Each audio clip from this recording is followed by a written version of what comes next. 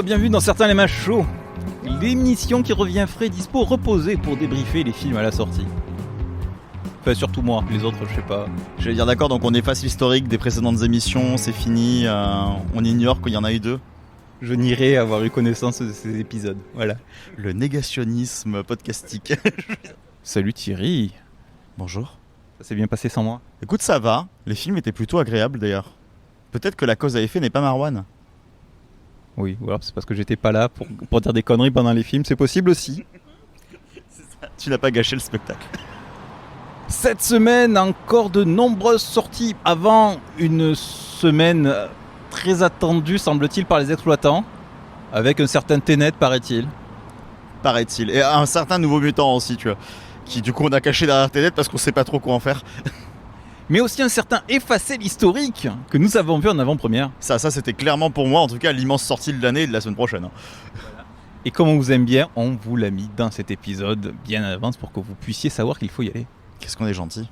Qu'est-ce qu'on est gentil. Avec nous, elles nous rejoindront au cours de l'émission. Elles n'ont pas vu Effacer l'historique avec nous, hélas, mais bon, elles ont vu aussi de très bons films. Elles viendront pour la suite des sorties. Il y a ça, son rire tout terrain. Salut. Non, je ne rirai pas. C'est pas sûr, on verra. Non, je craque 2 secondes après, quoi. Et celle qui avait en charge de les surveiller en mon absence. C'est tellement pas réussi qu'elle revient d'ailleurs. Et du coup, elle vient me surveiller aussi. Voilà. Et Léonore, salut. Salut, et c'est pas gagné, hein, c'était pas facile. Hein. Cette semaine, dans Certains les machos, Effacer l'historique, on vous l'a dit, mais également les sorties de la semaine avec Family Romance, LLC. De Werner Herzog. Et elle veut parler de Mignonne, mais on en parlera. Et Enragé, le film avec un Russell Crowe vénère dans un gros 4x4. C'est ça. C'est un peu ça, mais pas que ça, il y a aussi de nombreuses sorties et ressorties dont on parlera à la fin de l'émission. Plus de détails dans la description de l'épisode. Vous avez en plus une temporalité, une timeline, comme on dit en bon français, un petit timecode. Donc vous pouvez aller directement à l'endroit qui vous intéresse, ou tout écouter parce que tout est bon. Et ça commence tout de suite. Oui, klaxonnez pas, on arrive, oui, ça va. Crédit à la consommation, mot de passe. PIN, PUC, SIM. Oui, j'accepte. M'en fous, j'ai pas de vie privée. Je suis bombardé de spam, j'ai même un virus sur mon ordi. Du coup, j'étais obligé d'acheter un antivirus gratuit à 14 € par mois.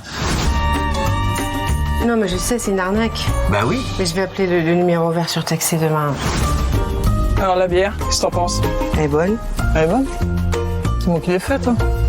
J'ai acheté un kit de brassage. Pour le pain, j'ai acheté une machine à pain. Et pour le tarama, j'ai acheté une machine à tarama. J'arrête de surconsommer, c'est naze. T'as raison.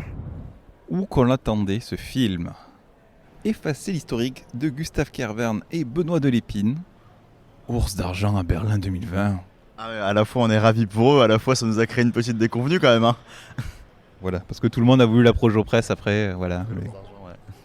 Un film avec Benoît Poelvoorde, Vincent Lacoste, Yolande Moreau, Bouli Lameur, Jackie Berroyer, Michel Houellebecq.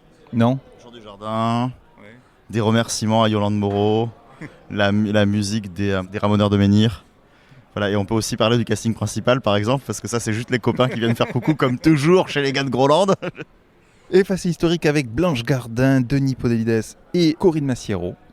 Les déboires d'anciens gilets jaunes, qui sont toujours dans la merde, hein, d'ailleurs. C'est pas parce qu'ils ont plus de gilets jaunes qu'ils sont pas dans la merde. Alors le jour où il y a un personnage dans le cinéma de Delépine et Kervern qui n'est pas dans la merde naturellement, hein, tu nous fais signe parce que c'est quand même vraiment les réals des petites gens, quoi.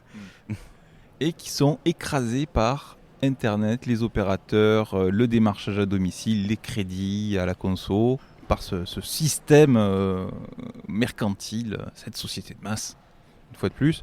Donc ça va tourner autour de ça, de ce harcèlement finalement, de cette spirale infernale des crédits et autres qui sont pris. La thématique principale, s'il y en a une, celle de Blanche Gardin, qui doit effacer une sextape après une soirée arrosée. C'est ça, il y a trois. En fait, chacun va avoir un fil rouge principal. Donc, t'as voilà, Blanche Gardin, c'est ça. Le personnage de Podalides, c'est qu'il est amoureux d'une voix, de la voix d'une vendeuse en fait, Miranda, qu'il appelle de l'île Maurice pour lui proposer des vérandas d'ailleurs. Mais sauf que lui, à chaque fois, il lui demande à ce qu'elle le rappelle. Elle essaie de lui vendre plein de trucs. Et puis lui, il est content de lui parler. Il la drague et décide d'aller la séduire. Et le personnage de Corinne Maziro qui est donc chauffeur, je sais pas si c'est pas Uber, mais c'est un. Ce VTC. C'est ça, les VTC, ouais. Qui en a marre de n'avoir qu'une seule étoile et qui comprend pas et qui pense qu'on l'arnaque. Et parce que du coup, vu qu'elle a moins d'étoiles que les autres, on lui propose moins de courses. Et du coup, voilà, elle veut se rendre justice. C'est classé comme comédie, mais franchement, c'est pas la grosse poilade. Ouais, c'est de la comédie ultra noire, mais en réalité, c'est vrai que même ces situations-là, ça donne pas trop envie d'en rire en fait. Après, quand tu regardes en fait ce qu'ils en disent eux, c'est qu'ils ont mis énormément d'éléments que eux vivent. Alors il y a des trucs qui sont très drôles, genre par exemple, Carverne a expliqué, je crois que c'est Carverne qui a expliqué ça, que ça fait partie par exemple il y a un moment où Blanche Gardin elle appelle son opérateur téléphonique, elle lui dit mais attends, je comprends pas, je vois plein de pubs avec des forfaits à 20 € avec tout, et moi je paye 70 €, je comprends pas. Et Carverne expliquait que c'était ça, juste que lui il a bataillé pendant des années parce qu'il voyait toutes ces pubs qui lui proposaient des forfaits complets et que lui il payait 60 balles pour plus que ça, enfin pour moins que ça. Donc du coup voilà, c'est plein de choses qu'ils ont intégrées d'eux, et je pense que c'est un film qui est au final vachement destiné à des gens plus âgés qui sont totalement perdus là-dedans, qui vont se retrouver énormément parce que nous on a l'avantage de pas trop être déconnecté de tout ça et on comprend à peu près ça, mais je pense qu'il y a un moment où on commence vraiment à se laisser noyer là-dedans. Mais c'est l'enfer quand t'appelles, mais c'est pas une question d'âge, quand t'appelles l'opérateur téléphonique pour un crédit ou pour ton forfait ou pour n'importe quoi, que t'as une demi-heure d'attente et qu'en plus c'est surtaxé et que t'as pas le choix et que... Mais là, on a en plus des gens qui ne comprennent pas ce système-là, du coup, qui se font avoir par plein de trucs, parce qu'il y a ce côté naïf et il y a ce côté génération Internet qui n'a pas démarré avec eux. C'est ça que je veux dire, voilà, c'est qu'ils sont aussi en train de la rattraper, cette génération Internet qui évolue tout le temps et qui, chaque fois qu'ils commencent enfin à avoir une victoire dans la compréhension du truc, ça a déjà beaucoup plus évolué, quoi. Ouais, mais alors ça, à la limite, le côté dépassé par le truc, je l'ai pas senti. J'ai l'impression que tout le monde est dépassé en fait. C'est des gens normaux, c'est des gens, ils sont pas spécialement vieux, mais Internet c'est tout récent. Dans ce cas-là, personne n'est né avec Internet, sauf éventuellement les millennials, ceux qui sont nés en 2000, quoi. Mais c'est cette espèce d'hydre, cette espèce de Goliath. Si t'as un problème, il faut aller aux États-Unis. T'as pas d'interlocuteur, t'es perdu, t'es noyé dans la masse. Et puis c'est pareil à tous les niveaux. On a par exemple le personnage de Poulvord. Pendant qu'il y a un scooter qui fait une ronde d'exprès. Un chauffeur des Deliveroo. C'est un chauffeur à l'Amazon. À l'Amazon. De toute façon, tu te dis, ils ont pas eu les droits d'Amazon, je pense qu'ils voulaient même pas les avoir de toute façon et que ça les fait marrer de faire des fausses trucs. Quand tu vois les jeux à gratter aussi. Amazon, c'est Alibaba et Amazon, donc un jour ils fusionneront, ça s'appellera comme ça. Tellement.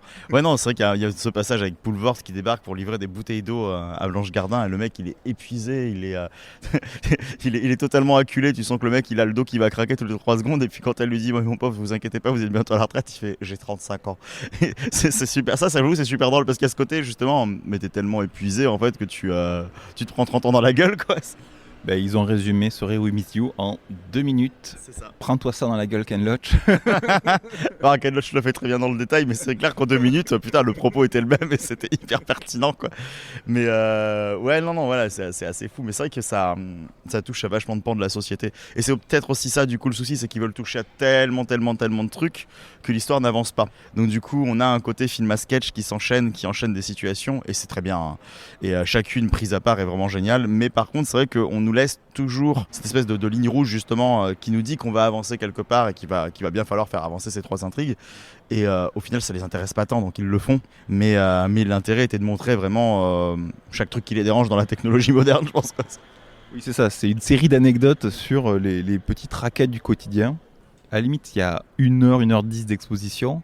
Et à la fin, oui, ça déroule vite fait parce que c'est histoire d'aller aux États-Unis. C'est un peu comme le voyage en ex-URSS dans le film avec Dujardin. I Feel Good. I Feel Good, voilà. Oui, parce que clairement, c'était pas non plus le sujet, quoi. Je veux dire, il faut bien le faire à un moment, vu qu'on n'arrête pas de nous le dire. Mais oui, c'est vrai que nous, c'est parce que c'était écrit dans le synopsis qui finissait par partir, parce que sinon, ils nous l'auraient pas dit. Je me serais même pas posé la question du est-ce qu'ils vont y aller ou pas, ou est-ce que. Surtout que juste avant qu'ils partent, ils refont un tour de rond-point, donc je me disais, bon, en fait, ils s'enferment dans leur routine en se disant, tant pis pour notre gueule, quoi. Mais non, au final, non, ils vont jusqu'au bout du délire. À la fois, tu vois, quand je suis sorti de la salle, je me disais que j'étais un petit peu déçu, surtout en comparaison avec les autres films. J'aime beaucoup de Lépine et Carverne et ce qu'ils font en général. Et là, j'avais l'impression d'être justement un petit peu extérieur, mais tu vois, le fait d'en parler, au final, pas tant que ça, quoi. J'ai vraiment bien aimé, en fait. Et qu'est-ce qu'on peut dire de la performance, l'interprétation de nos 3 protagonistes?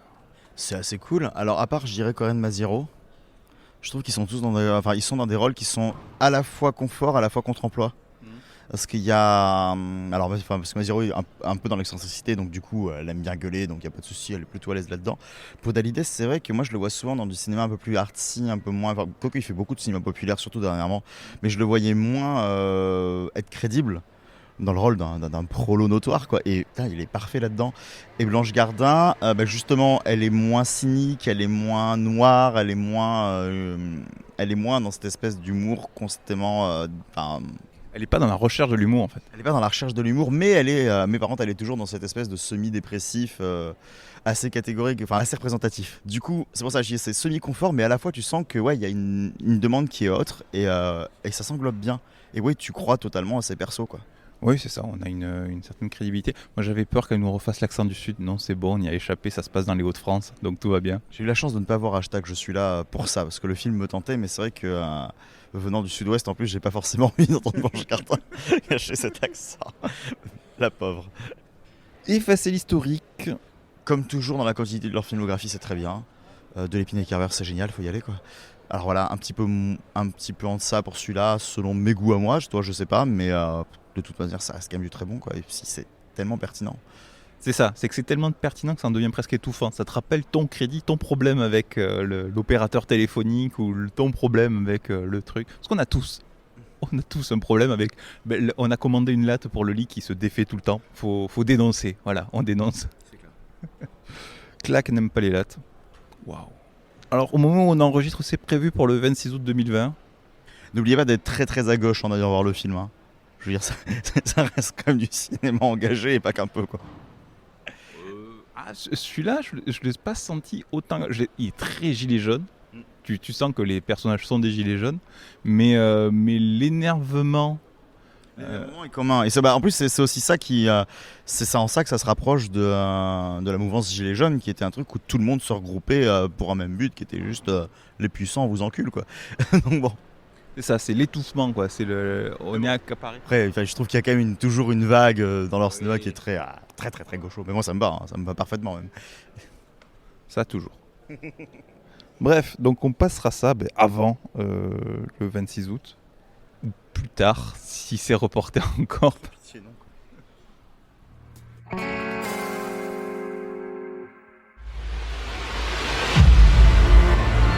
実は狐が化けるのが言ってるらしくて、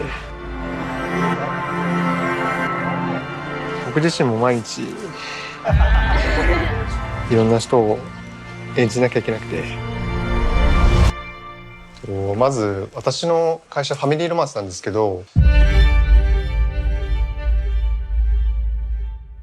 Family Romance LLC, ou qu'on pourrait traduire en français Family Romance SARL, ce qui est beaucoup moins romantique d'un coup. De Werner Herzog, dis donc, je crois qu'il faisait du documentaire. Ouais, depuis quelque temps, ouais. Enfin, en tout cas, on a remarqué que depuis quelque temps, à défaut d'être encore là, parce que c'était très étonnant, il faisait des films très très fauchés. Donc du coup, il s'était tourné vers le documentaire en partie pour ça, hein. Il avait fait Grizzly Man d'ailleurs, qui était super cool. Et après, il a fait des films, on n'avait pas tant envie d'en parler, hein. Et oui, vous l'entendez, Thierry est avec moi, toujours. Ouais. Notre ours à nous. Pourquoi ours ? Parce que tu viens de parler d'ours. Ah oui, oh là là. Parce que tu... Alors, Werner Herzog, en fait, si tu veux, si tu n'es pas... Enfin, je veux pas dire si tu n'es pas cinéphile, parce que ça se dit pas, mais si tu ne connais pas le réalisateur immense qu'il est, parce que c'est quand même un immense réalisateur allemand... c'est quand même un des instigateurs du néo-réalisme allemand. Rien que ça, hein, je veux dire, ça va. Voilà. Et si vous n'avez pas encore vu Guerre, la colère des dieux et Fitzcarraldo, vous lâchez tout, vous allez les voir tout de suite. Ouais, voilà. Ou son Nosferatu, ou plein de trucs. Toutes ces collaborations avec Kinski, en essayant d'ignorer qui est Klaus Kinski, à part un bon acteur, on va se maintenir à ça. Mais si vous ne savez pas qui est Werner Herzog, enfin le cinéaste, vous l'avez déjà vu en méchant dans Jack Reacher, en méchant dans Le Mandalorian. C'est un gars qui a cachetonné comme il a pu en faisant des méchants dans plein de trucs américains. Et à chaque fois, c'est super étonnant de faire c'est Herzog. Voilà. Mais il a fait aussi un remake de Bad Gut Hunt qui était super cool. Oui, avec Nicolas Cage. Ouais. Notre Nicolas Cage à nous, on ne sait pas s'il est génial ou s'il est complètement fou, c'est Marwan. Salut. Je pense que je suis un peu fou, mais ça... Il reste encore. C'est modeste. Oui, je suis Modeste. C'est mon deuxième prénom. Voilà. Et on parlait de documentaires et de spécimens rares. Elle vient rarement, mais c'est toujours pour une bonne raison. C'est Sophie. Salut, c'est moi le spécimen. Est-ce qu'on peut quand même déjà maintenant admettre que Sophie était quand même la personne qui a fait le chat pendant Hotel by the River?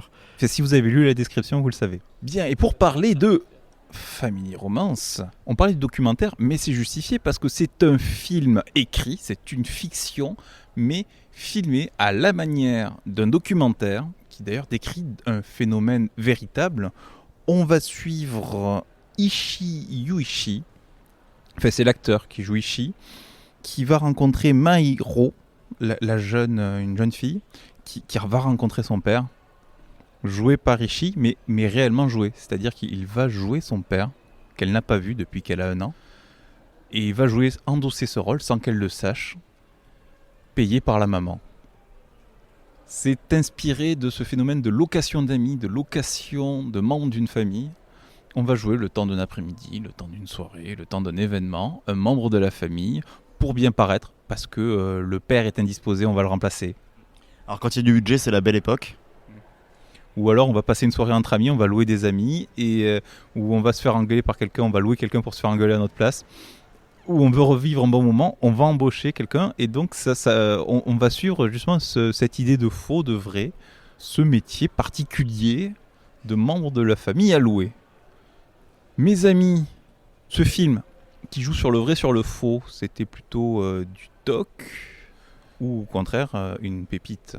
J'ai trouvé que c'était une proposition intéressante dans l'idée qu'il a réellement voulu créer une sorte de faux documentaire, mais en même temps une vraie autopsie de ce qu'est le Japon actuel, de ce qu'il est en train de devenir, c'est-à-dire encore plus un monde du paraître, un monde où le plus important ce n'est pas le mensonge, mais c'est l'illusion d'être bien, d'aller bien, et dans ça je trouve que Herzog ne s'est pas trompé.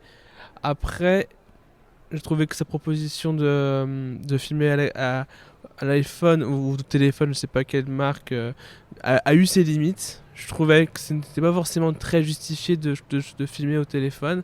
Et également, j'ai eu du mal avec par moments des dialogues qui étaient un peu trop longs, parfois pas très utiles, qui voulaient évidemment en premier lieu créer une gêne entre le personnage du faux père et de la fille, Mahiro, voilà. Et on a l'impression que c'était mal cousu, on a l'impression que c'était... alors qu'il y avait des moments merveilleux. Pour moi, ce film, c'est un film intéressant avec des fulgurances. Et justement, je te rejoins. Normalement, ce sont des choses qui me feraient hurler. C'est-à-dire que c'est filmé au téléphone, ça tremble, c'est filmé comme un documentaire. D'ailleurs, oui, on se ressemble, on est filmé de près, puis un coup de loin. Je sais pas si c'est vraiment un téléphone, mais c'est à y croire parce que c'est vraiment à la ramasse. Il y a des contre-jours, il y a des contrastes, il y a des saturations de couleurs. Enfin, on sent que le téléphone peine. Enfin, En tout cas, si c'est pas filmé au téléphone, il a fait une super illusion avec sa cam. Oui, voilà. Chapeau auto, quoi. Non, parce que pour le coup, moi, ma mission au début du film, c'était d'avoir un faux raccord où on voyait le mec avec un téléphone. Et j'ai réussi à le voir une fois. Il y a un aquarium. Et à un moment donné, le téléphone va à droite. Et ouais, c'est ça. Et d'un coup, on voit un mec avec son téléphone en train de filmer. Donc voilà, je confirme le fait que c'était bien un téléphone. Donc, oui, techniquement, c'est dommage. Le jeu aussi, le jeu sonne faux. Oui. Le jeu sonne très faux au début, à la fin, au milieu. Il y a des moments de gêne. C'est lancé, c'est écrit. Alors c'est écrit, mais il y a quand même des moments de suspension. C'est-à-dire que la trame est écrite, mais après les comédiens vont jouer un peu à la manière de Chained et Beloved qu'on a vu cet été aussi. À la différence qu'ici, ce flottement, ce jeu qui sonne faux, cette impression de toc, cette impression de faux, et pourtant c'est filmé comme un documentaire, je trouve que ça colle parfaitement avec le propos. C'est-à-dire que on va faire comme si, mais en fait c'est un jeu et c'est pas vrai, et il y a un moment de malaise, et je trouve que ça colle parfaitement avec ce que ça veut filmer. Et donc ce truc qui me ferait hurler en temps normal, je trouve que en fait non, c'est brillant et ça colle parfaitement à ça. Ça me fait penser à un autre, du coup, vraiment un film pour le coup, pas du tout docu, c'était 8 femmes de François Ozon, où... Ah oui, alors attends, parce que j'ai la suite de la phrase. Thierry se réveille là. Parce qu'elle chante Catherine Deneuve. Non, mais parce que, en fait, au tout début, je me souviens parce que je l'ai vu 2 fois, et la première fois, quand j'étais petite, je m'en souvenais plus, je trouvais que c'était un film super, nanana, et en le revoyant la deuxième fois, au début, j'étais là, mais qu'est-ce que c'est ça, qu'est-ce qu'elle joue mal ? Et en fait, c'est justement, il y a eu un propos au début de justement où il y avait ce côté de on va jouer, à se parler entre nous, à interagir de manière totalement surfaite. Et puis après, il y a un élément qui arrive dans le film et qui fait que on arrête cette partie-là. Et en fait, c'était fait exprès, quoi. Donc du coup, je trouve que là aussi, c'est scénaristiquement intéressant de d'avoir utilisé la gêne du début comme ça pour ce film. Après, j'ai une micro-réserve pour le tout début du film où on voit le faux père et sa fille qui vont s'asseoir sur un banc pour discuter. Et en fait, on les voit tous les deux vraiment côte à côte, collés. Voilà. Et en fait, disons que pour deux personnes qui, même si elles sont apparentées, qui viennent juste de se rencontrer, au Japon, ça me paraît pas très... moi, ça m'a fait un peu bizarre, tu vois, qu'ils soient vraiment collés, quoi, tu vois. Je trouvais que ça rajoutait une gêne supplémentaire au fait que déjà il y a de la gêne par ailleurs. Et en fait, ce côté qu'ils soient plantés l'un à côté de l'autre, en connaissant un petit peu les codes de comportement japonais, ça me paraissait vraiment bizarre. Donc je me suis dit, est-ce que Herzog il a raté un truc Ou alors, après, s'il filme au téléphone, il fallait que ça rentre dans le cadre. Après, en gros, je disais que ce film était intéressant, même s'il était vraiment par moments très mal rythmé, mais il avait des fulgurances. Et les fulgurances, en y repensant, je me demande si c'est pas juste une illusion, dans l'idée que en fait c'est comme si on envoyait tous les stéréotypes connus aujourd'hui des japonais, les robots, En plus, ce sont des choses vraies et il y a beaucoup de choses qui sont des anecdotes vraies. Effectivement, il y a un hôtel qui est tenu par des robots. Les anecdotes qui sont montrées là sont malheureusement un peu trop vraies au final. Dans les grandes villes au Japon, il n'y a que dans la ruralité où on commence à voir vraiment la pluralité du Japon. Tu vas dans une ville comme Tokyo, beaucoup de quartiers ressemblent à ce qu'on a vu et les mentalités des gens, ils sont très conformés. Donc du coup, c'est assez particulier. Là où je te rejoins du coup sur ce que tu disais au début, sur cette société du paraître qui est en train de s'enfoncer là-dedans. Ouais, le Japon, c'est un pays qui est malade socialement et c'est pas fait en s'améliorant, c'est quand même un pays qui refuse concrètement l'immigration parce qu'ils préfèrent remplacer les gens par des robots pour ne pas avoir le moins d'étrangers sur leur sol qui viennent travailler chez eux. Ça se pose quand même là. Et là, on le voit aussi, tu vois, avec l'hôtel des robots, on le voit le truc. Alors, on peut rigoler de ça, mais c'est vrai qu'après, même si je trouve il garde un ton léger, quoi qu'il arrive tout du long, on rigole, c'est grinçant, mais on rigole. Et c'est peut-être aussi ça la réserve que je pourrais avoir, parce que c'est vrai que déjà, ne serait-ce qu'une mère qui paye un gars pour se faire passer pour le père de sa gamine, tout simplement parce qu'elle n'a pas connu son père et que ça lui manque. Mais tu vas totalement la dérégler, la gamine. Comment est-ce qu'elle va grandir déjà qu'elle a un problème avec une absence de père et tu lui rajoutes ça?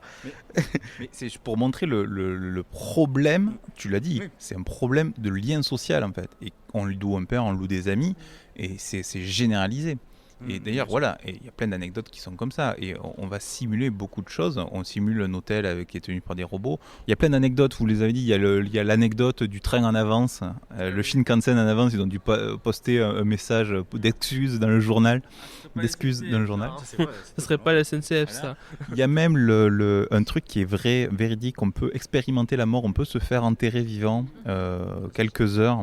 Quand il essaye un cercueil, en fait, c'est qu'on peut, pour expérimenter la mort, c'est un truc qui a été fait pour prévenir le suicide. Voilà, mais donc ce sont plein d'anecdotes vraies. Et c'est ça mélange le vrai et le faux, une fois de plus. Ce que je veux dire, c'est que j'avais l'impression que ces anecdotes, ce côté un peu exotique, ça disait uniquement que c'était fait que pour les étrangers et pas pour les Japonais. C'est ce côté où ce film a été fait chez eux, mais pas pour eux, parce qu'en réalité, ils sont à peu près au courant. C'est l'idée que le rythme, enfin tout ce qui nous a un peu amusé et tout, non mais l'amusement qu'on a de tout ça, c'est parce que nous on est extérieur.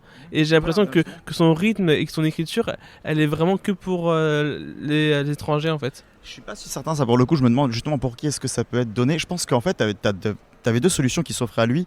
Soit il filmait ça d'un point de vue fictionnel total, intérieur, et un gars par exemple comme Koreeda, quand tu vois une affaire de famille, pourrait filmer ça. Et il s'intéresserait aussi au quotidien de ces gens-là, comment est-ce que ces gens réagissent quand ils font ces choses-là en rentrant chez eux, comment ça se passe. Et là, il y aura un côté plus drame social, un peu à la Ken Loach, où tu as le côté extérieur du gars qui vient, qui s'immisce, qui filme ça justement comme un docu avec une caméra tremblante, un peu à la striptease, et qui te dit... c'est une curiosité ce que je suis en train de te montrer, et c'est aussi pour ça que c'est pas aussi fixe, que le cadre est pas aussi planté. Du coup, je pense que un japonais qui voit ça, justement, va se dire, il est quand même la manière dont le réalisateur filme, si tu as un minimum de langage cinéma, tu te dis, il est en train de montrer quelque chose qu'il le considère comme pas normal. Du coup, toi, si ça fait partie de ta normalité, tu peux peut-être te poser la question à partir de là. Là, je m'interroge. Plus largement, en fait, je trouve que là, il a fait un film docu sur le paraître, le mensonge, les mirages qu'on se crée. Et en fait, je trouve que c'est parfaitement résumé. Alors, j'en reviens au hérisson, hein, mais... Ils vont dans un bar à hérissons où on peut donner à manger aux hérissons. Il y a un plan, qui du coup suit la scène précédente. Le premier plan, c'est un hérisson qui tourne comme un fou sur une roulette là. Je sais plus comment ça s'appelle ça. Et en fait, c'est vraiment voilà, comme un hamster. Et c'est vraiment le résumé, fort trivial, mais c'est le résumé du film. C'est-à-dire qu'on voit en fait tous ces gens, du coup le faux père là qui vend du rêve à droite à gauche, qui se retrouve prisonnier de lui-même et qui croit qui se retrouve finalement complètement déboussolé et perdu et qui sait plus où il vit quoi, hein, au bout d'un moment. Donc je trouve que ça résume pas mal la situation. Bref, ouais, Family Romance, LLC, c'est pour de vrai, c'est bien.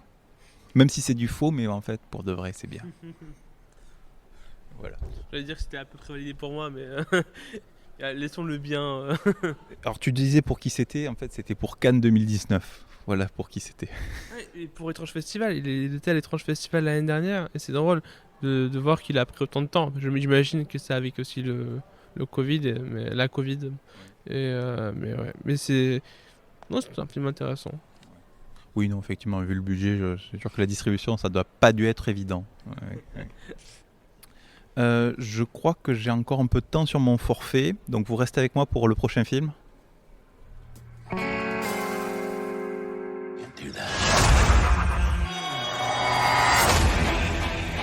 do you want? I need you to learn what a bad day really is. I need you to learn how to say you're sorry. Sounds like you're waking up. I'm wide awake. You better bring your A game. You're gonna need it.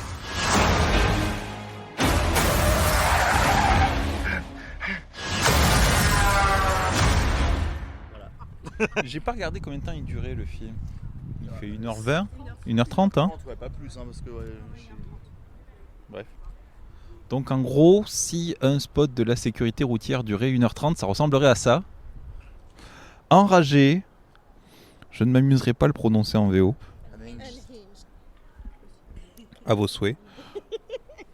D'Eric Bort avec Russell Crowe dans le rôle de l'homme, The Man, qui s'en prend à Karen Pistorius, qui a eu le malheur de klaxonner un peu fort au feu.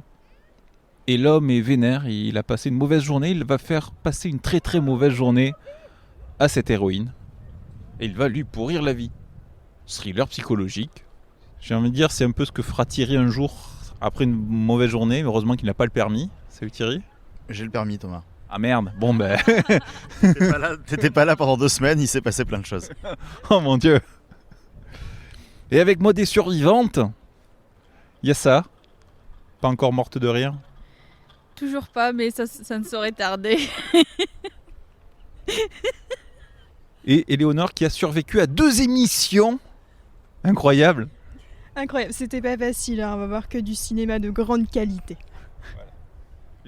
Vous avez pas vu de grosses... Ah si, t'étais sur les blagues de Toto ? Ah oui, t'as survécu à ça aussi, ouais. Ouais. Du lourd.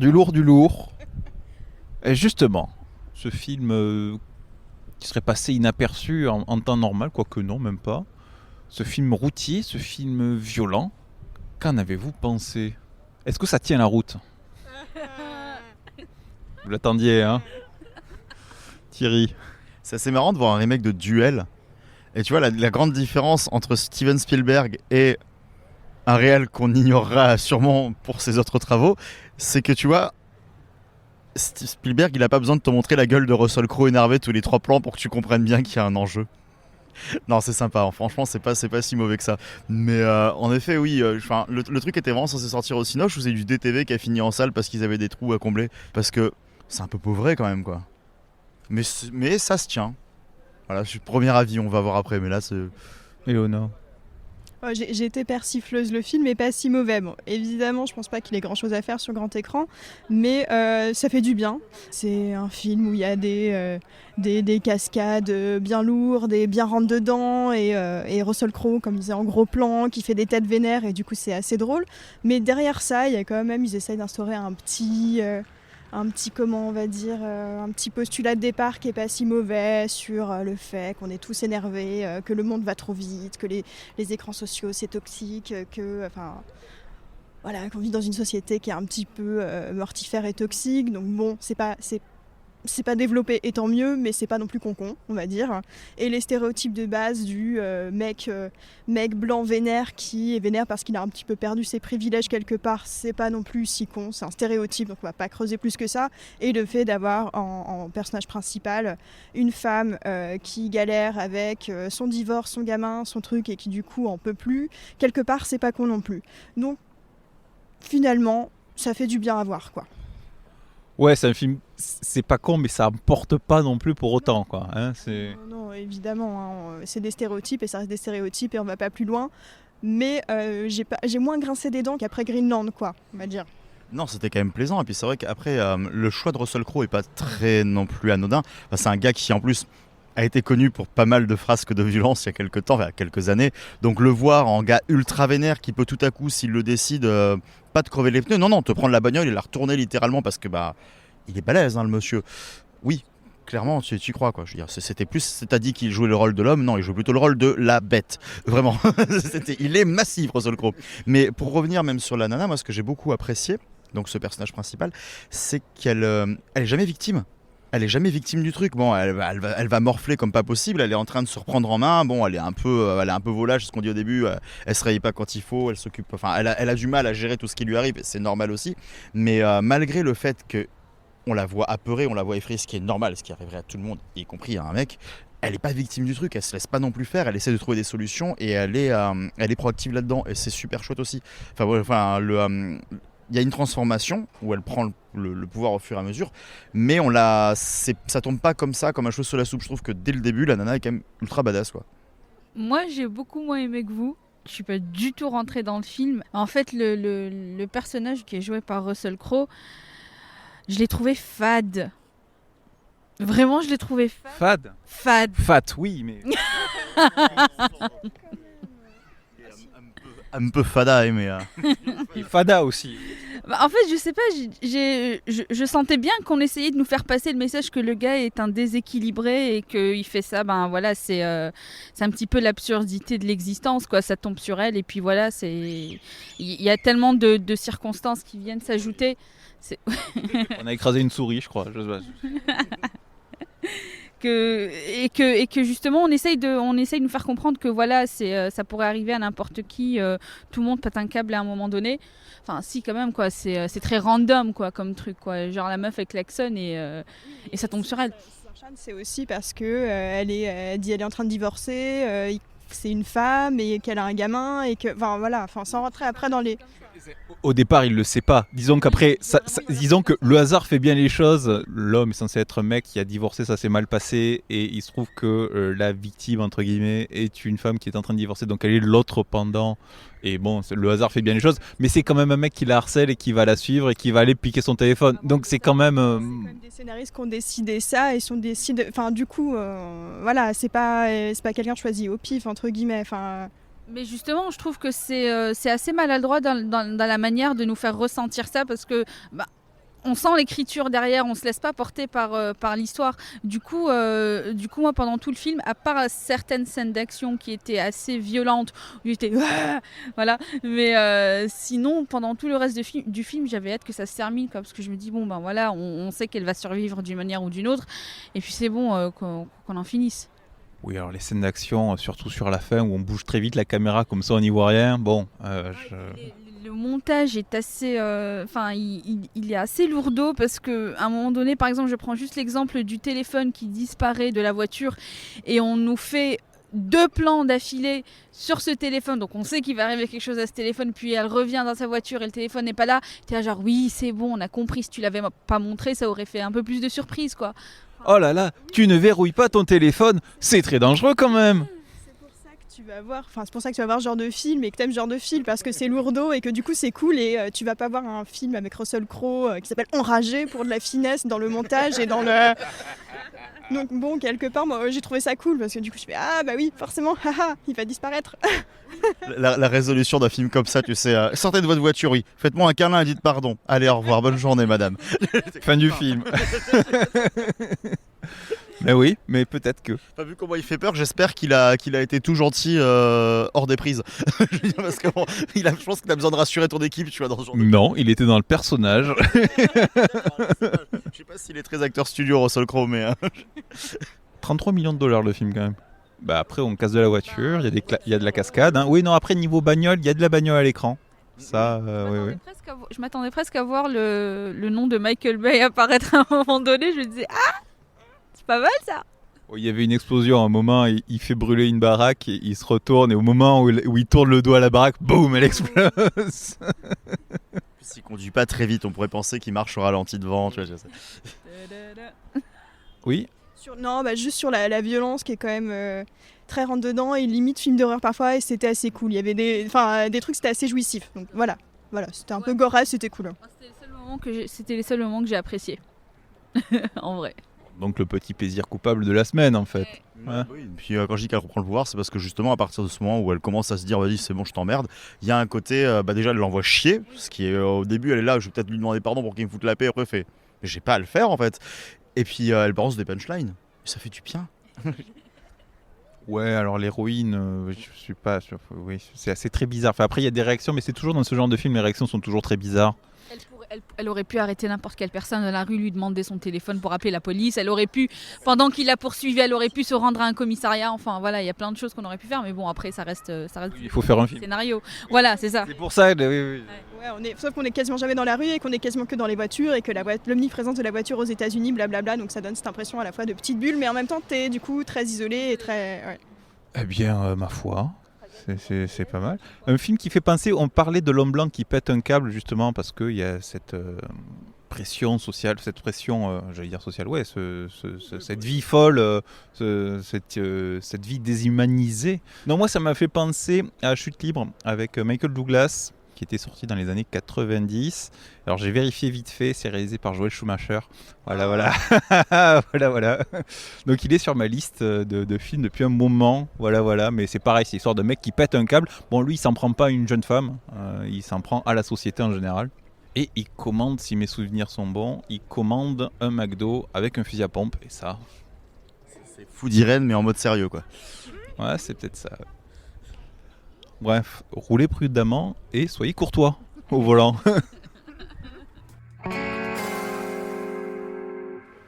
La semaine continue.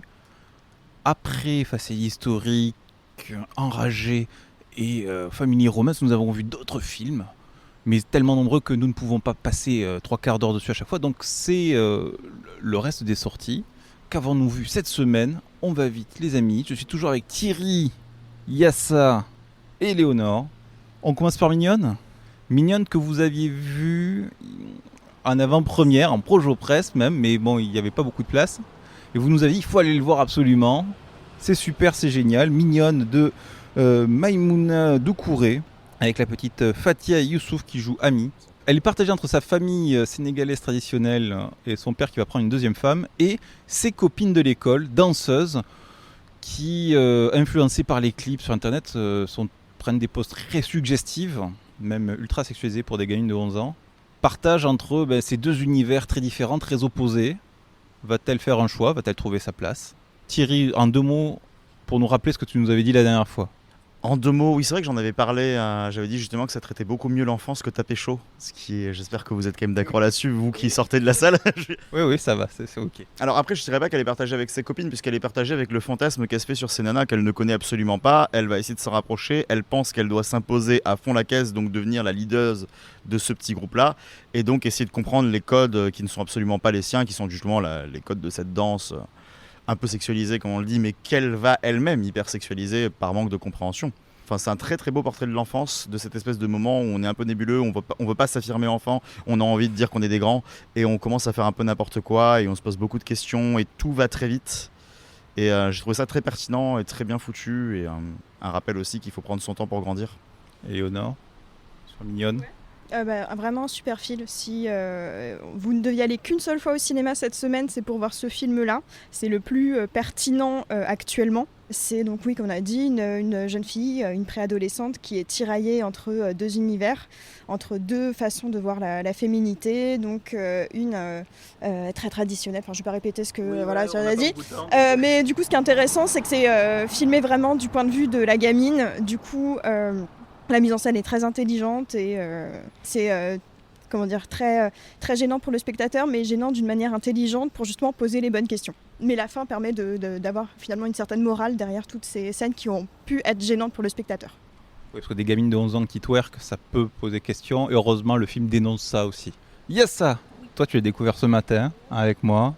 C'est un film qui montre les deux opposés, les deux extrêmes. En fait, ça va nous montrer qu'en fait, finalement, ni l'un ni l'autre n'est bon. Les filles qui sont hyper libérées, qui dansent, qui sont sexualisées, etc., elles vont... on va le dire, on était mal à l'aise devant ces scènes-là, tu vois, ça passe pas, quoi. Et à la fois, ça montre aussi le côté donc familial où elle est oppressée, elle est enfermée, elle n'arrive pas à s'en sortir aussi, elle n'arrive pas à s'exprimer tel qu'elle le voudrait, même si c'est... Et le seul exutoire qu'elle a trouvé, c'est justement ces copines-là, tu vois.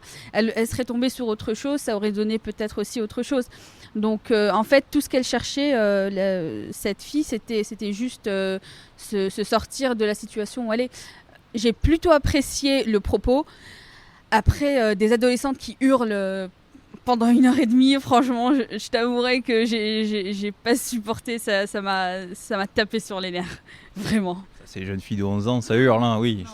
C'est normal, il faut qu'elles s'expriment. Il y a beaucoup d'énergie à cet âge-là. Oui, mais bon. Oui, mais moi je l'ai dit aussi donc, sur le fond. Du coup, est-ce que j'ai aimé ce film Netflix? Non, je déconne, parce qu'on a vu qu'il sortait directement sur Netflix à l'étranger. Donc oui, bon, c'est assez normal, je pense que pour la distribution, ça ne doit pas être facile. Aux États-Unis, voilà, c'est bon. Non, c'était juste pour la blague. Voilà, c'est pas un film Netflix. Il était en salle 1 au Hall d'ailleurs. Ça, c'est sacrément couillu, merci les Halles de l'avoir mis en salle 1, vraiment. Et oui, alors effectivement, c'est pas tapé chaud. Quand les personnages parlent sur un chant contre chant, ils bougent les lèvres. Donc ça, déjà, petit taquet sur tapé chaud gratuit. Et oui, non, effectivement, c'est frais, c'est jeune. Au début, c'est très énervant, effectivement. Mais sur la fin, moi, je trouve que c'était très frais. Il y avait beaucoup d'énergie. C'était très sympa. J'aimais bien la découverte au début. Puis je trouve que après, on se laisse un peu prendre dedans. Ça perd un peu, peut-être en rythme. Et effectivement, le message ne se libère vraiment, ne se dévoile vraiment que dans les toutes dernières minutes du film. La morale du film ne se dévoile qu'à la fin, et elle peut laisser un peu perplexe parce qu'au début, voilà, c'est cette histoire de choix. Pour le coup, moi, j'ai trouvé ça vraiment très clair. Après, je peux comprendre qu'on puisse être un petit peu perplexe, mais après, ça m'a semblé vraiment très cristallin, très limpide, parce que justement, la mise en scène est tellement intelligente. Mignonne, du nom de ce groupe d'amis, de ce groupe de danseuses. Allez-y, en dansant. Il n'y avait pas que ça, il y avait aussi The Rental, moi j'aime bien dire, de Dave Franco, le frère de James, tout simplement. Son premier long métrage, film d'horreur suspense avec Dan Stevens ou Alison Brie. Il y a Alison Brie de Community, donc dites-moi que c'est bien, c'est pitié. Thierry. Bon, on peut aussi dire tout ce qu'a fait Alison Brie à côté, puisque généralement cette nana défonce.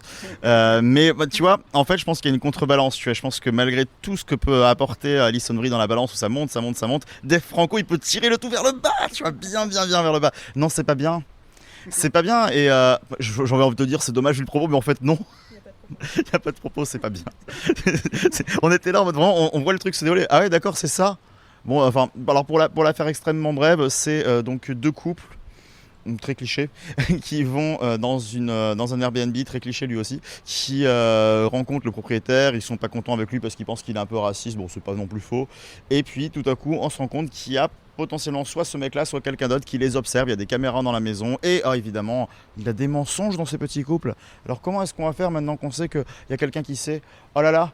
Sauf que voilà, en fait, ce truc-là, tu l'as déjà vu dans la cabane dans les bois, tiens, pour parler d'un truc popu, tu l'as déjà vu dans plein de trucs et c'est bourru, c'est mal foutu, c'est pas intéressant. Les personnages, il y a un truc, ils respectent un cliché des films d'horreur, c'est que les personnages sont cons comme des pieds. Non, je déconne. un cliché qu'on a tendance à reprocher, qui n'est pas un cliché vrai, mais malheureusement celui qu'on voit beaucoup au cinéma, les personnages sont extrêmement cons, mais vraiment. Et ils prennent des décisions débiles. Et pas qu'on prendrait dans le genre de panique. Il y en a certaines, oui, d'autres non. Éléonore. Oui, c'était un film affligeant. C'est du gâchis de casting. Comme on a dit, Alison Brie, mais il n'y a pas qu'Alison Brie, il y a aussi Dan Stevens, c'est un acteur anglais qui a joué dans Downton Abbey. Bon, La Belle et la Bête, c'est pas son plus grand machin. Il était l'acteur dans Légion. Voilà. Downton Abbey et Légion, pour rester dans les trucs un peu cool. Et c'est du gâchis parce que, en soi, il joue pas forcément mal, mais la mise en scène est dégueulasse. On sent que Dave Franco essaye de surfer sur la vague un petit peu du cinéma d'horreur autorisant, avec cette espèce d'ambiance un petit peu bleutée, avec ce côté très lent, c'est zoom en avant, et c'est un flop. Et c'est aussi d'ailleurs un gâchis de lieu, parce que la maison Airbnb est magnifique, il y avait moyen de faire quelque chose d'hyper intéressant avec. C'est pas exploité, donc non, c'est dommage. Et comme il a dit, les personnages sont stupides, du coup c'est un soulagement quand enfin on arrive à la partie un peu slasher, et qui finissent par se faire dégommer, quoi. On attendait que ça. Donc The Rental, 0 étoile. On laisse tomber, mauvaise vacances avec The Rental, ok. Alors il n'y avait pas que des nouveautés, il y a aussi des rééditions cette semaine. Un beau paquet de rééditions, il y avait du Ozu aussi, on n'a pas vu du Ozu. Mais on est allé dans le film de genre et dans la SF, avec 2 œuvres classiques de chez Classique.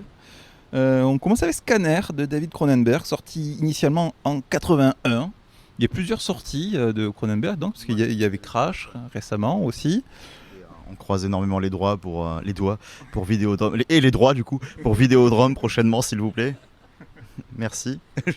Alors vous qui l'avez vu, vous qui l'avez revu, une histoire de psychokinésie, de télépathe. Alors qui a découvert Scanner ce matin? Il y a ça et Éléonore. Allez, Éléonore. Allez. Scanner, c'est X-Men mais en bien. En fait, grosso modo. Mais oui, mais tellement. Non, mais on est d'accord, c'est un peu les mêmes enjeux. Donc, comme j'ai au niveau de l'histoire, c'est un peu X-Men, voilà. Et on retrouve la patte de Cronenberg avec ce travail sur la corporalité, l'organique et un petit peu la technologie, tout qui se mêle dans l'humain. Et du coup, c'est très intéressant et Bon, je le conseille pas forcément à 9h du matin, par contre, mais c'est vraiment un film à voir. Il y a ça. Pareil, j'ai adoré du début à la fin, j'ai été prise dans l'histoire, j'ai adoré les personnages. Ce qui est fascinant là-dedans, dans ce film, c'est qu'on se retrouve en fait, j'ai pu y trouver en fait plein d'inspirations pour d'autres films, comme par exemple Matrix, enfin des choses comme ça. Je pense que ça a servi de source à pas mal de réalisateurs plus tard, et je peux comprendre pourquoi, parce que c'est... Je sais pas pourquoi je l'ai jamais vu, mais en tout cas, je pense que c'est une des œuvres fondatrices un petit peu de SF, science-fiction, etc. Fantastique et tout.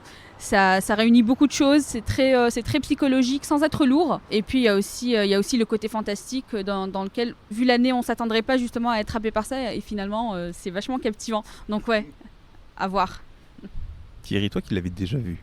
Ouais, ça a cet avantage-là, c'est vrai que généralement des effets datés, je m'en fous royalement, quoi. Ça marche toujours sur moi et je suis très content de ça. Mais oui, mais comme tu le dis, oui, en effet, Cronenberg, alors que ce soit une référence avouée ou pas par tous, je pense que tu prends les triptyques entre Vidéodrome, celui-là, et même Chromosome 3, c'est des trucs qui ont dû énormément hanter l'imagerie collective, quoi. Puis, forcément, c'est repris de partout. Oui, c'est génial. Enfin, moi, je l'avais déjà vu pendant le confinement, mais j'étais pas très bien, donc j'avais pas non plus pu mettre toute mon attention dessus. Donc là, je suis ravi de l'avoir vu sur grand écran. C'est quand même génial, Cronenberg, quoi. Le mec, il a des idées visuelles à la seconde. Et en plus, tu sais pertinemment que c'est dans l'économie de moyens. Déjà, c'est fait au Canada. Donc, je veux dire, ils ont moins de sous, tu vois, qu'à Hollywood. Alors, et il te fait un espèce de film ultra grandiloquent qui pète de partout et qui joue beaucoup avec l'interdit. Alors, si tu veux avoir la preuve que Cronenberg déteste une grande partie de l'humanité, ce film en est la preuve. Enfin, ça, c'est des thèmes qu'il aborde tout le temps, les modifications génétiques, le fait que l'humain va beaucoup trop loin dans ses avancées, dans beaucoup trop de choses, et que ça le perturbe énormément, ça lui fait très peur. Là, on est en plein dedans, quoi. C'est ça, c'est la quintessence. Et parce qu'on part quand même d'une mutation qui est juste sur des maladies qui sont censées être juste données aux femmes enceintes pour qu'elles puissent ne pas avoir de douleur, qui créent des enfants mutants, et les mecs derrière se disent bah, c'est cool, on va faire une armée.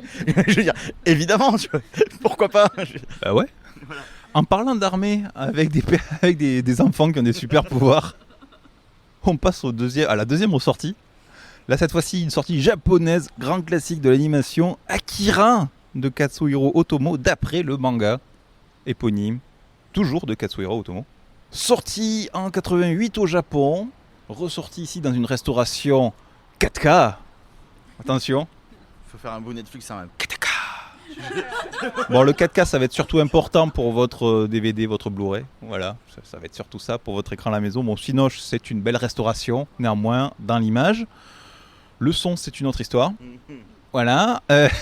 Qui a découvert Akira aujourd'hui? Levez la main. Ben, Léonore, toujours, la découverte. Alors, ce premier contact avec Akira, la découverte de Neo Tokyo, cet univers cyberpunk. Ouais, il insiste. Ouais, je vais pas me faire des copains, je vais un peu casser l'ambiance, mais je suis assez mitigée.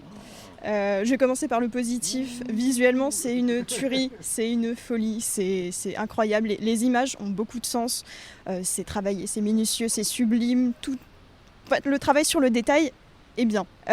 Par contre, j'ai un énorme problème avec les personnages. Je n'ai ressenti aucune empathie pour ces personnages. Limite, je les ai détestés. Donc c'était très compliqué pour moi de suivre, du coup c'était assez long, même si j'ai trouvé les images sublimes, c'était vraiment long pour moi et j'avais envie de les frapper à chaque scène, c'était horrible. Et bon, j'ai un petit peu radoté, mais on en parle de la représentation des femmes dans le film. Je trouve que pour 88, on a une... pas mal. Déconne pas, 88 c'est pas non plus si vieux que ça. Bon, on est en plein backlash, mais ça c'est plus aux États-Unis, donc ça n'a pas forcément touché le Japon, je sais pas où ils en étaient à cette époque. Mais grosso modo, soit elles sont inexistantes, soit elles ne servent qu'à faire les cruches. À la limite, j'aurais préféré qu'elles ne soient pas là plutôt pour faire les cruches. Enfin, quitte à faire un choix, c'était pas la peine. Enfin, donc ça m'a juste profondément saoulée par contre ce côté-là. Si je peux défendre juste ça, en fait...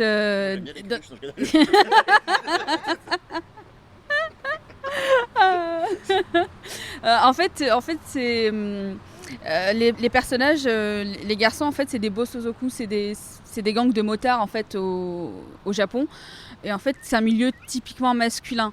Il n'y a pas de... Oui, voilà. Je viens de le dire, je suis d'accord à ce moment-là, qui reste typiquement masculin, ça je m'en fous, j'ai bien compris que c'était un film qui parle d'un passage de vie d'un garçon, d'un adolescent. Du coup, à ce moment-là, ne mettez pas de groupe de meufs, surtout si c'est pour les rendre aussi stupides et aussi désagréables et aussi victimes. D'ailleurs, on en parle de la copine de Tetsuo, mon Dieu, mais limite, elle serait... c'est pareil, quoi. Oui, mais tu poses des questions de problématiques qu'on se pose maintenant, qu'on se posait pas à la fin des années 80, comme dans les années 80, même au moment où ça a été écrit au Japon en plus. C'est comme je te dis, je sais pas où ils en étaient au Japon, mais en attendant, je regarde avec mon regard de personne actuelle maintenant. Donc c'est quand même quelque chose, une remarque que je peux avoir. C'est pour ça que j'ai bien précisé que je savais pas où ils en étaient, et donc c'était pas je critiquais pas la création du film en elle-même, mais juste je donnais mon regard critique de femme en 2020. Pourtant, l'action se passe en 2020. 2019, pardon. Selon le réalisateur, ça n'allait pas changer.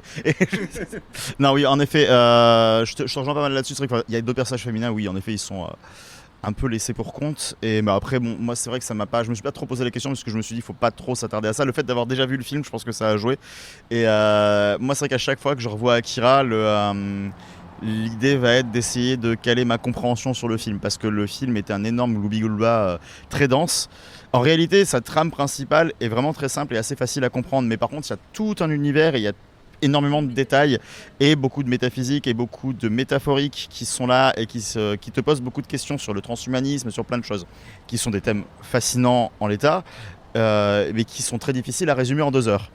Du coup, forcément, je sais pas, j'ai pas lu le matériau d'origine. 14 tomes quand même, donc pour les résumer en 2 heures. Voilà, j'ai pas lu le matériau d'origine et j'imagine que c'est peut-être un peu plus limpide. Mais tu sais, t'as l'impression que c'est comme quand tu te retrouves tout d'un coup à la fin d'Evangélion où on balance toutes les idées de transhumanisme en 2 épisodes, là où pendant 20 on t'a juste dit c'est cool, c'est des robots qui se tapent, mais il y a quelques trucs un peu complexes. Et là, tout d'un coup, tu fais tiens. C'est ça, c'est ces œuvres japonaises, c'est comme ça. Moi, j'ai découvert l'animation japonaise, la japanime et les mangas. Enfin, oui, la japanime avec ça. Evangelion et Ghost in the Shell. Donc pour moi, je me suis dit chaque fois, c'est des trucs super vendeurs, on a des robots, on a des mecs avec des pouvoirs, on a des trucs qui tapent et à la fin on te met un truc blam, on te met des questions à la fin que tu comprends rien. C'est ça. Enfin, ouais, pour comprendre, faut s'accrocher quoi, ou il faut le revoir 10 fois. Enfin, oui. Ah bah, du coup, ce qui est cool, c'est que en fait, ce qui est cool et ce qui est affreux à la fois, c'est que du coup, il y a quelques questions, parce que j'ai jamais regardé d'interprétation d'Akira. Du coup, il y a quelques questions qui ont été pas mal éclaircies. Il y en a d'autres où je m'en pose d'autres, du coup je me dis ah bah non, c'est pas ça. Des réponses que tu te donnais avant, tu fais c'est pas ça, et de nouvelles questions qui se posent parce que du coup tu remarques de nouveaux détails maintenant que ceux-là tu les connais. C'est vraiment très dense en fait Akira. voilà, aussi dense au final que toute la richesse visuelle que tu vois partout. Et c'est vrai que, comme le disait Éléonore, putain, qu'est-ce que c'est riche, quoi. Akira, c'est le genre de film, soit ça te retourne le cerveau, soit ça t'atteint pas vraiment, quoi. Et ça fait un bon boulot de film post-apo, comme on trouverait des Mad Max ou des Blade Runner, des choses comme ça. Ça pousse à se questionner, à se remettre en question, à faire une introspection, parce que tu sors du film, tu es là, si vraiment t'as été dans le film, tu te poses beaucoup de questions en sortant. Et c'est le genre de film que plus tu regardes, plus t'as de questions, justement. Et du coup, c'est un petit peu le gros point d'interrogation qui va te suivre pendant plusieurs années comme ça. C'est le genre de film auquel tu reviens de temps en temps. Tu dis allez, vas-y, j'ai envie de faire une séance de psy. Je vais aller regarder Akira. Par contre, ouais, l'animation, elle est juste sublime. Voilà, les traits des visages sont très marqués, les émotions sont lisibles et très lisibles et visibles. Ce qui fait que voilà, moi c'est thumbs up. Allons-y. Et c'était dessiné à la main à l'époque. Sans ordinateur, c'est ça qui rend fou à chaque fois. Effectivement, il y a une très belle animation, un très beau sens du détail. Ouais, c'est vrai que j'ai là pour l'identification au personnage, c'est vrai que moi il y a quelques bémols. Alors déjà les personnages, il y en a beaucoup qui se ressemblent. Je sais pas si vous avez trouvé, moi je trouve que déjà rien que Kaneda et la fille cruche que tu dis qui va sauver, je trouve que ouais, c'est pas la plus cruche, mais je trouve qu'ils ont un gros air de ressemblance. Les grands baraques avec des moustaches, ils se ressemblent tous. Il y a beaucoup de mecs, ils se distinguent que par la coupe de cheveux, donc dès qu'ils mettent un chapeau ou dès qu'ils changent de blouson, ça y est, on sait plus qui c'est. Bon, Kaneda, j'ai cru l'avoir vu plusieurs fois, en fait non, c'était juste un figurant. Bon. C'est peut-être une nouvelle lecture du film qui dit qu'en réalité, comme Tetsuo, il est partout. C'est peut-être ça. Non, je suis assez content qu'il n'y ait pas eu une voix comme dans Ready Player One qui a fait « Ah, c'est la moto de Kaneda de Akira !» Mais Spielberg le dit à chaque fois qu'il voit le film, par contre, t'inquiète pas. Donc voilà, j'ai eu de la chance sur ça. Et c'est vrai qu'on était dans une salle qui fait attention au son, en général, et c'était compliqué. Ça popait un peu fort, je me souviens plus de la version d'origine, des vieilles versions, mais là c'est vrai qu'au niveau du son, ça laissait un peu à désirer. Ça avait pris un coup de vieux. Donc ouais, chef-d'œuvre absolu, mais avec quelques nuances. C'est l'heure des recos. Après cette semaine de cinéma, malgré tout, peut-être que vous êtes coincé chez vous, vous ne pouvez pas aller au cinéma, ou peut-être qu'il y a d'autres choses à voir au cinéma, je ne sais pas. Est-ce que vous avez quelques recos à faire en ce moment ? Thierry, as-tu une reco ? Oui. Ah, j'ai juste répondu à la question. Alors, oui, ok, merci. J'ai une reco. Oh là là, dis donc, t'as une reco toi ça ? J'ai une reco, c'est un film que je voulais voir il y a à peu près 1 an et demi, voire un peu plus maintenant, et que j'ai laissé dans un coin de ma tête, parce qu'on était allé voir un film l'année dernière qu'on avait à peu près apprécié. Mais j'avais dit quand même, il y a un bémol, ça ressemble beaucoup à un autre truc. J'ai décidé de le revoir. J'ai revu La Valse des Pantins, donc de King of Comedy de Martin Scorsese, film de 82, avec Monsieur Robert De Niro. Hein, voilà, une alliance Scorsese-De Niro. Tiens donc, est-ce que c'est bien ? Évidemment. Et Jerry Lewis, donc qui raconte l'histoire de Rupert Pupkin, donc qui est joué par De Niro, qui est cette espèce de gars qui est totalement obsédé par un comique, qui est persuadé d'avoir un immense talent de one-man show, et qui, voilà, tous les jours, il va devant l'émission de ce gars, dans les coulisses, pour essayer de choper le gars. Et un jour, voilà, il arrive à s'immiscer dans sa sécurité, il monte dans sa bagnole, et le gars lui fait la promesse, bon écoute, parce que le gars le saoule, quoi, il fait, tu passes me voir, tu me montes ta cassette, tu montes ce que tu sais faire et on te fait passer. L'autre prend ça pour acquis alors que le gars se débarrassait juste de lui et il va rentrer dans une spirale semi-violente où voilà, il est persuadé qu'il va percer, il est persuadé que le gars veut de lui, que les gens qui l'empêchent de l'approcher sont juste des salauds. C'est ce Joker quoi. Et en plus il est enfermé avec sa mère, tu vois, je veux dire, et il va aller jusqu'à des moments un petit peu cruciaux. Alors pas comme Joker, hein. Alors si tu pouvais passer moins de temps sur ta reco que sur les films qu'on a vus tout à l'heure. Mais pour devenir donc le nouveau King of Comedy qui est son rêve. Est-ce qu'il va y arriver, est-ce qu'il va pas y arriver ? La réponse est potentiellement dans Joker vu que Robert De Niro joue un présentateur télé à succès qui méprise tout le monde et qui... Ah tiens, c'est bizarre, ça ressemble un peu à Jerry Lewis. Mais voilà, enfin allez voir ce film, il a pas vieilli d'un iota, c'est fantastique. La caméra de Scorsese, de toute façon c'est une caméra qui te raconte tout, il y aurait pas de dialogue, ce serait pareil. Et c'est fascinant quoi, c'est fascinant, ça te parle des gens qui sont obsédés par le succès et qui ne le comprennent pas non plus, parce que ça te montre aussi l'autre revers de ces gens qui subissent leur succès et qui essayent juste de vivre aussi normalement. Et c'est fantastique. Éléonore ? Alors ma reco, c'est un film que mon avis... On en a déjà beaucoup parlé, mais j'ai reçu dernièrement le Blu-ray de la Director's Cut de Midsommar, donc d'Ari Aster. qui est donc déjà, bon, c'était très clairement le film de l'année dernière, on va pas se mentir. Non. Si. Toi, le jour où tu resteras éveillé devant un film. On vous renvoie le lien de l'épisode pour vous rappeler le blocus anti-Thomas.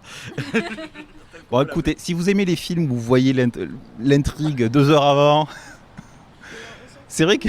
On s'en fout de savoir l'intrigue 2 heures avant, c'est pas le problème. De toute façon, il annonce l'intrigue dès le début, donc c'est pas l'idée. L'idée, c'est que tu sois pris dans cette histoire et dans la tête de Dany qui vit un moment qui est très important, où elle est en train de complètement renaître suite à un drame qu'elle a vécu peu de temps avant.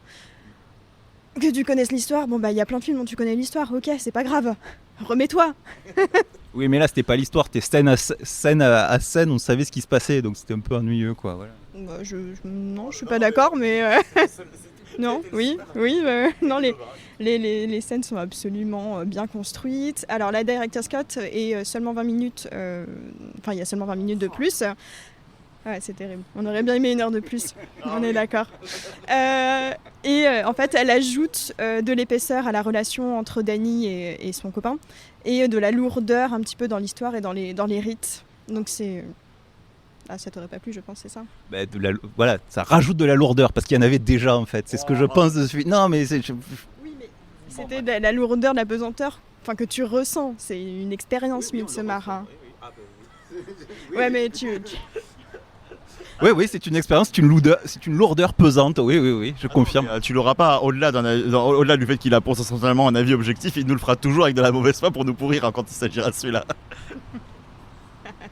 Mais on se venge sur plein de trucs, c'est pas un souci. Oui, voilà. Non, après... Oui. Tout ça pour dire que je vous reconseille de voir Midsommar si vous l'avez pas déjà vu déjà, de le voir une première fois, et de le revoir surtout la Director's Cut si vous l'avez déjà vu. Voilà. Alors moi j'avais plein de recos, donc on en a pour 2 heures, c'est parti, je vais faire mon Ellie. Non, top, vite fait, alors on va aller très très vite, il y en a une que je vais expulser direct. Au début quand on allait parler du film avec Russell Crowe enragé, où il pète un câble au volant de sa voiture, ça m'a fait penser au début d'une comédie française. Vous aimez les comédies françaises ? Alors, j'en ai parlé dans le film, donc je ne vais pas en reparler. Donc ça sera dans la description. Non, ça m'a fait penser. Je me suis dit, peut-être qu'il pète un câble comme dans Ça se soigne avec Thierry Lhermitte, film de 2008, où il tombe en dépression en regardant un feu rouge. Et je me suis dit, ah non, espérons que ce soit pas ça. Donc non, ce n'est pas ça, heureusement. Mais non, sinon, plus sérieusement, ce sont des recos tournés vers le Japon. Par rapport à Family Romance, sur le problème de lien social, sur le problème justement de manque de connexion. Alors il y a un problème qui est lié, c'est le problème des hikikomori. Les hikikomori, les mecs qui vivent enfermés chez eux au Japon, qui s'enferment volontairement dans leur chambre et qui n'en sortent pas, ou alors très très rarement, et donc qui ont du problème à parler aux gens et à aller vers l'extérieur. Et donc ça renvoie avec ce lien aux gens qui n'ont pas d'amis, qui sont obligés d'en louer dans Family Romance. Il y a une série qui parlait de ça en 2006. Ça s'appelait Bienvenue à la NHK en français, NHK ni Yukoso, ou Welcome to NHK. Voilà, c'était... je n'ai pas en allemand, désolé. Des studios Gonzo, 24 épisodes, et on va suivre un héros justement qui est Hikikomori, qui sort de cet enfermement après plusieurs années. Il va rencontrer par accident son voisin qui lui aussi est Hikikomori. Et il va aussi rencontrer une jeune fille aussi qui ne le juge pas pour sa situation, parce qu'il y a aussi, on est jugé quand on est enfermé comme ça, et donc comme on est jugé, on n'ose pas sortir, et donc on s'enferme encore plus, et donc c'est un cercle vicieux. Et donc qui va l'aider, et qui elle se met en mission, si on veut, de le sortir de là, de le soigner. Donc il va essayer de mettre en place un programme pour le sortir de là. Donc ça traite de ça, de l'enfermement, des hikikomori, des otaku, des lolicones aussi, des gros fans, de suicide collectif, d'arnaque, de pyramide de Ponzi, de plein de trucs. Donc série très sympa si vous la trouvez. Voilà, je ne sais pas où elle est dispo, parce qu'elle était en 2006. Oh, ça se trouve. Voilà. Et comme on a parlé d'animation, de grands classiques d'animation, alors là c'est pas... Alors pas loin, non, dans les grands classiques de l'animation, si je vous dis animation japonaise, vous pensez à... Tu penses à Ghibli, tu l'as dit très fort. Ghibli. Oui. Donc en ce moment, il y a NHK World Japan qui met en ligne un doc sur Hayao Miyazaki. Un doc en 4 épisodes, où on le voit sur sa vie, son œuvre, comment il bosse, sur ce qu'il a vécu et autres. Est-ce que vous avez... c'est votre dernier mot à tous ? C'est bon ? Dernier mot, Jean-Pierre. C'était Certains l'aiment à chaud. Merci à vous, merci Assa, Merci Thomas. merci Léonore, Merci à toi. merci Thierry. Merci Thomas. Merci également à Sophie et Marwan qui étaient avec nous pour Family Romance.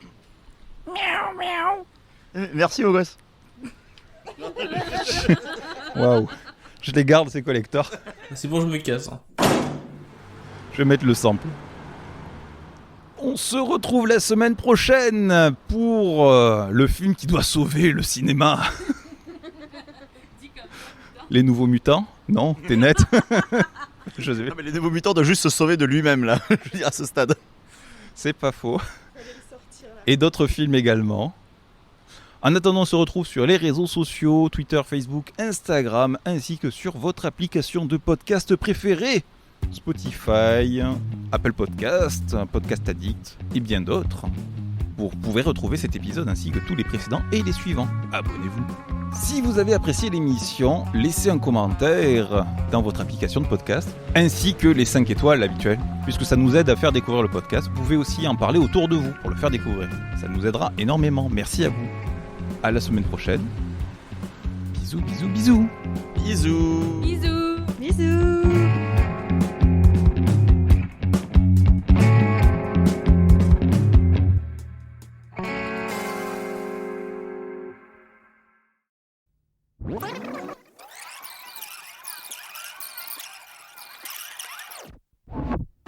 Ah putain, les bagnoles, ça m'avait pas manqué. Hein. Mais Russell Crowe, oui. Mais Russell Crowe, oui.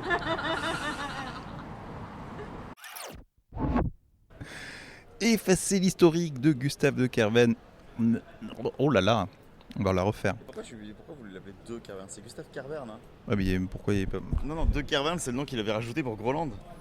Ah ouais, C'est attends. Gustave Kervern, ça. Ah ouais, bah, ouais, mais depuis... Le mec a fait la blague un jour et ça lui a... Mais ça reste en fait. Et Michael Cull. Michael Cull. De Gustave de Kerven et Michael Cull. Effacer les... tout ça, ça fait penser... ça fait panisser. À quoi ça te fait penser, toi? Ça fait penser. Moi, j'aimerais bien savoir pourquoi il y a ça. Elle veut pas faire de reco parce qu'elle m'a dit qu'elle avait vu un truc, mais visiblement, elle veut pas en parler. Non. C'est méchant. C'est vraiment méchant, ça, Thierry. T'es pas obligé, il y a ça. Non, non, j'ai eu une expérience extracorporelle où je ne contrôlais plus mon corps. Et je me suis... Après avoir vu la version longue de Midsommar, c'est ça? Un traumatisme, je ne saurais pas l'expliquer. Voilà. Et je me suis retrouvée à regarder en replay le crossover. En replay, avant qu'on précise, tu n'as pas zappé dessus, c'était pas à l'écran, non, J'ai t'as choisi, voilà. Non, mon corps a choisi, mon esprit n'était pas forcément là. Et donc, je me suis tapé le crossover de Camping Paradis et Joséphine Ange Gardien.